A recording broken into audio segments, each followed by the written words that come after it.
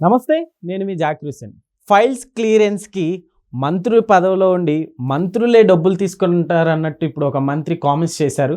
So ఆ మంత్రి ఎవరు ఏంటి తెలుసుకుందాం. ప్రస్తుతం మనతోటి సీనియర్ జర్నలిస్ట్ శేషరావు గారు ఉన్నారు. వెల్కమ్ చెప్పేద్దాం. Hi sir. హలో. ఏంటి సార్, మంత్రులు నిజంగా డబ్బులు తీసుకుంటారంటారా? ఇప్పుడు దీంట్లో పూర్తిగా వాస్తవం లేదని చెప్పి మనం చెప్పలేము. ఓకే, 100% వాస్తవం ఉందని కూడా చెప్పలేము. అయితే ఇప్పుడు ఉన్నటువంటి పరిస్థితుల్లో చాలామంది 190 మందికి పైగా మంత్రులు డబ్బులు తీసుకొని పనిచేస్తారు అనేటువంటి ఒపీనియన్ పబ్లిక్లో ఉంది. ఆ ఒపీనియన్ని కుండబద్దలు కొట్టినట్టు చెప్పారు ఒక మంత్రి తెలంగాణలో. ఓకే, ఎవరు? కొండా సురేఖ గారు. ఆవిడ అటవీ శాఖ మంత్రిగా ఉన్నారు తెలంగాణలో. ఆవిడ ఎప్పుడైనా సరే చాలా ఫెయిర్గా మాట్లాడుతుంటారు, కుండ బద్దలు కొట్టినట్టు మాట్లాడుతుంటారు. ఎవరు ఏమనుకున్నా ఉన్న నిజాల్ని బయట పెడతానని చెప్పేసి బయట పెడుతూ ఉంటారు. అందుకే ఆవిడ ఎప్పుడు కూడా వివాదాల్లోకి వెళ్ళిపోతూ ఉంటారు, వివాదాస్పదం అవుతూ ఉంటారు. యథార్థవాదే లోక విరోధే, విరోధులను కొని తెచ్చుకుంటూ ఉంటారు ఆవిడ. యథార్థవాదే లోక విరోధి అనేది సామెత. సో కాబట్టి ఆవిడ అందరికీ విరోధి అవుతారు. ఈ మధ్యకాలంలో ఆవిడ అనేక సందర్భాల్లో వివాదంలోకి వెళ్ళిపోయారు. మంత్రి పదవి కూడా పోతుందేమో అనేటువంటి టాక్ కూడా ఒక మూమెంట్లో వచ్చింది. గతంలో నాగార్జున గారి ఫ్యామిలీ గురించి కూడా ఇన్వాల్వ్ అయ్యి మరి కొన్ని కామెంట్స్ చేశారు. అవి కూడా అప్పుడు అట్లనే ఆ ఇష్యూలో అసలు మంత్రి పదవి పోతుంది ఆవిడకి అని చెప్పేసి అనుకున్నారు. ఢిల్లీ అధిష్టానం, కాంగ్రెస్ పార్టీ అధిష్టానం కూడా చురకలు వేసిందనేది కూడా వినిపించింది. ఈ మధ్యకాలంలో క్యాబినెట్ ఎక్స్పాన్షన్ జరుగుతుందని చెప్పి నడిచినటువంటి ప్రచారంలో కూడా ఈవిడ పదవి పోతుంది అనేటువంటి ప్రచారం కూడా సమాంతరంగా నడిచింది. అంటే వివాదం ఎప్పటికప్పుడు వివాదంలో. ఇప్పుడు తాజా వివాదం ఏంటి? మంత్రులు తమ దగ్గరకు వచ్చినటువంటి ఫైల్స్ని క్లియర్ చేయడానికి డబ్బులు తీసుకుంటారు అని చెప్పి ఆవిడ చెప్పారు. ఒక మంత్రి అయ్యండి ఆవిడ కామెంట్స్ని వక్రీకరించారు అని చెప్పి ఆవిడ అంటుంది. ఓకే, ఎలా వక్రీకరించారు? నేను అన్నది ఇప్పుడు ఉన్నట్టు మంత్రులు కాదు, గతంలో బీఆర్ఎస్ పార్టీ మంత్రులకు సంబంధించినటువంటి దాన్ని నేను చెప్తున్నాను. అప్పట్లో ఆ మంత్రులు ఫైల్ క్లియరెన్స్ చేసేటప్పుడు డబ్బులు తీసుకుంటారు, డబ్బులు తీసుకోకుండా ఫైల్ క్లియరెన్స్ చేసేవాళ్ళు కాదని చెప్పి నేను చెప్పాను. కానీ తాను చేసినటువంటి వ్యాఖ్యలని మీడియా వక్రీకరించి మంత్రులు ఫైల్ క్లియరెన్స్కి డబ్బులు తీసుకుంటున్నారని చెప్పి ఇప్పుడున్నటువంటి క్యాబినెట్కి అన్వయింపజేశారు అని చెప్పి ఆవిడ వివరణ ఇస్తున్నారు.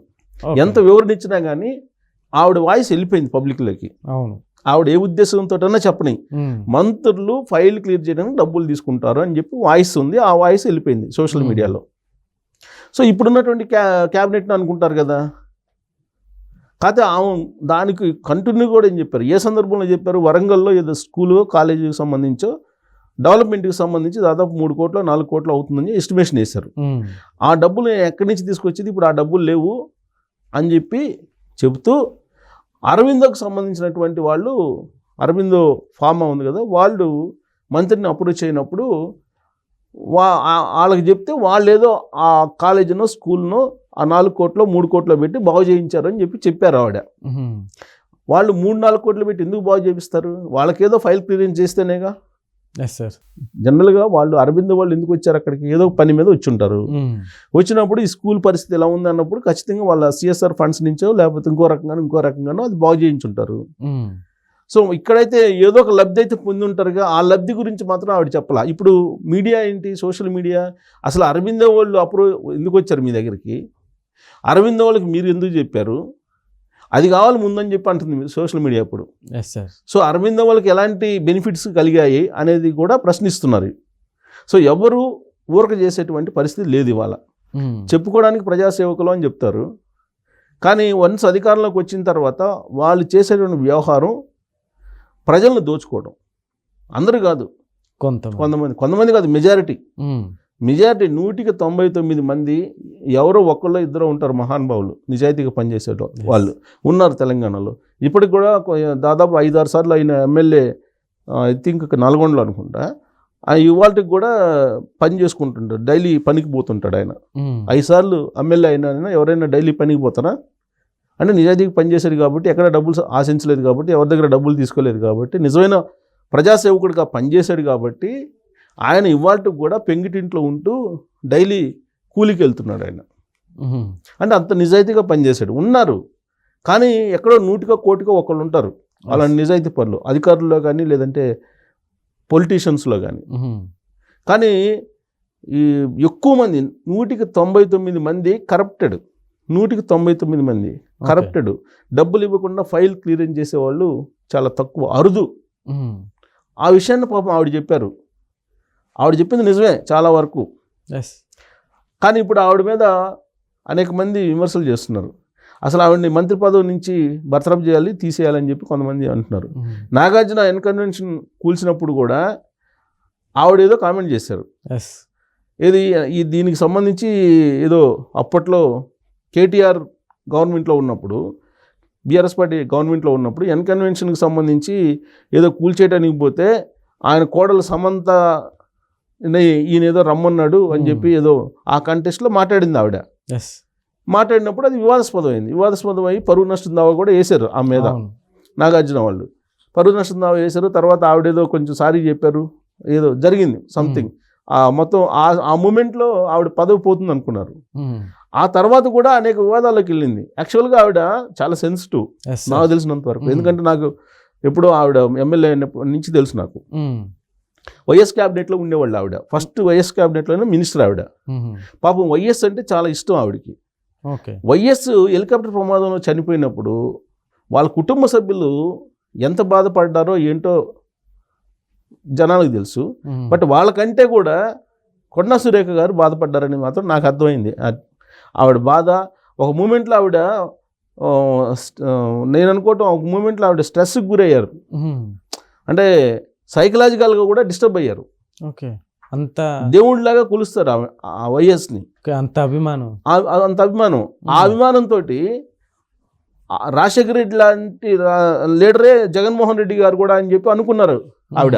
అనుకొని పాపం జగన్మోహన్ రెడ్డి గారిని ముఖ్యమంత్రి కావడానికి, కాంగ్రెస్ పార్టీలోనే ముఖ్యమంత్రి కావడానికి ప్రయత్నం చేసి ఆవిడ జగన్మోహన్ రెడ్డి గారు వెంట నడిచారు ఆవిడ. కాంగ్రెస్ పార్టీకి రిజైన్ చేసి, మంత్రి పదవికి కూడా రిజైన్ చేసి పాపం ఆవిడ వైఎస్ఆర్ కాంగ్రెస్ పార్టీలో జాయిన్ అయ్యారు. వైఎస్ఆర్ కాంగ్రెస్ పార్టీలో జాయిన్ అయితే రాజశేఖర రెడ్డి గారు లాగా ఈయన కూడా చూసుకుంటారు అనుకున్నారు. ఈయన డిఫరెంట్గా కనిపించారు. 2014లో ఆవిడ ఓడిపోయారు అనుకుంటా.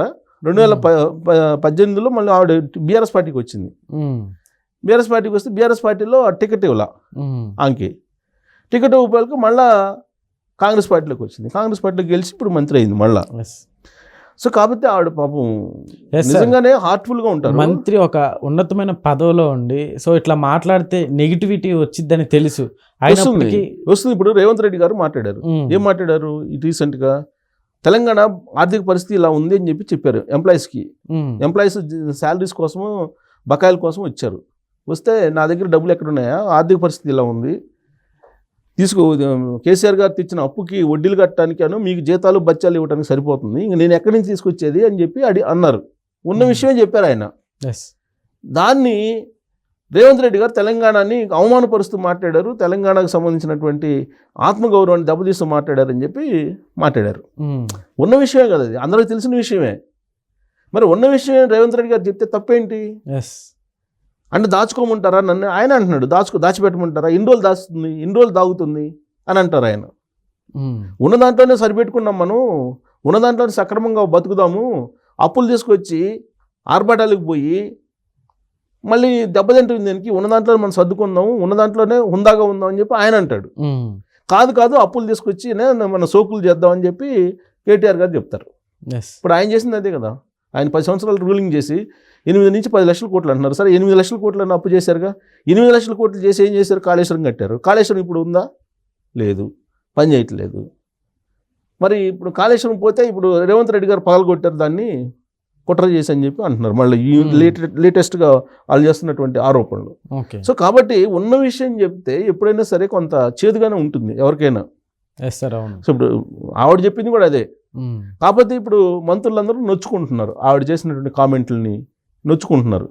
ఇప్పుడు ఏది చేసే పనేమో ఏదో అంటే సామెత ఉంది, దొరికితే దొంగ, దొరకకపోతే దొర.